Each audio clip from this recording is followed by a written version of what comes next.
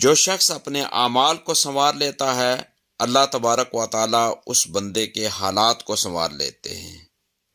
ہم اس کوشش میں لگے ہوئے ہیں کہ حالات پہلے سنوریں پھر اعمال سنواریں گے۔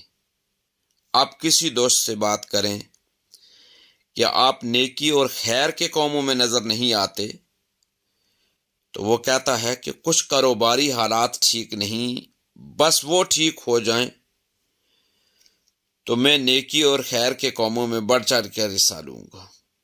یعنی ہم چاہتے ہیں کہ حالات پہلے ٹھیک ہوں، اعمال ہم بعد میں ٹھیک کریں گے۔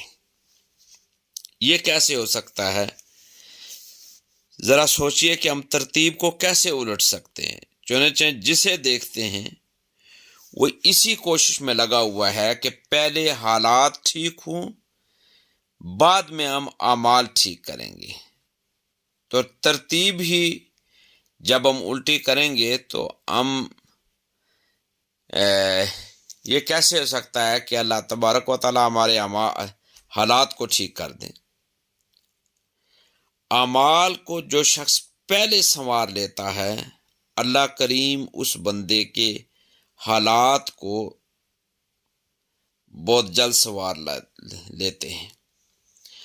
اعمال بگڑیں گے تو حالات بگڑیں گے۔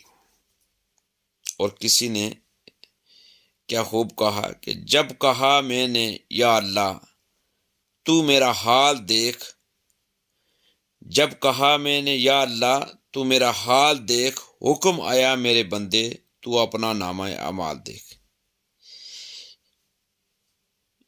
یہ ایک مثال ہے کہ بجلی سے مشین چلتی ہے، تو اگر کوئی مشین کو بند کرنا چاہتا ہے تو اسے چاہیے کہ پیچھے سے بٹن بند کرے۔ پیچھے سے کوئی بٹن اگر بند نہ کرے اور مشین کو پکڑ کے بند کرنے کی کوشش کرے گا تو وہ اپنے آپ کو زخمی کر دے گا۔ دوسری بات ہے کہ جو شخص اپنی آخرت کو سنوار لیتا ہے وہ خوش قسمت ہے، اللہ تبارک و تعالی اس کی پھر یہ دنیا بھی سنوار لیتے ہیں۔ اس کی ایک خوبصورت مثال حضور تاجدار کائنات صلی اللہ علیہ وآلہ وسلم کے صحابہ کرام کی ہے۔ صحابہ کرام رضوان اللہ علیہم اجمعین ایسی ہستیاں تھیں جنہوں نے اپنی آخرت کو سنوارا، اللہ تبارک و تعالیٰ نے ان کی دنیا کو بھی سنوار دیا اور آخرت کو بھی سنوار دیا۔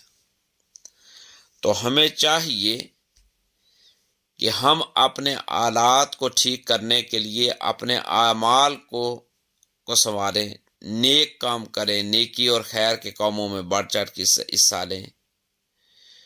جہاں بھی ہم کوئی بہتری لا سکتے ہیں ہم اپنا کردار ادا کریں، خیر کی بات کریں، خیر کے کام کریں، اپنے اعمال کو درست کرنے اور انہیں خوبصورت کرنے کی کوشش کریں۔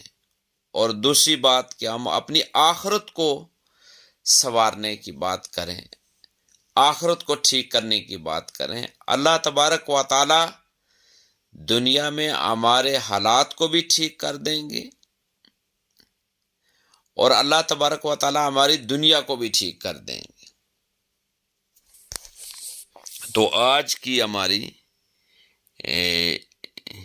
یہی ضرورت ہے، سب سے بڑی ضرورت یہ ہے کہ ہم اپنے اعمال کو ٹھیک کریں، اللہ تبارک و تعالی حالات کو خود بخود ٹھیک کر دیں گے۔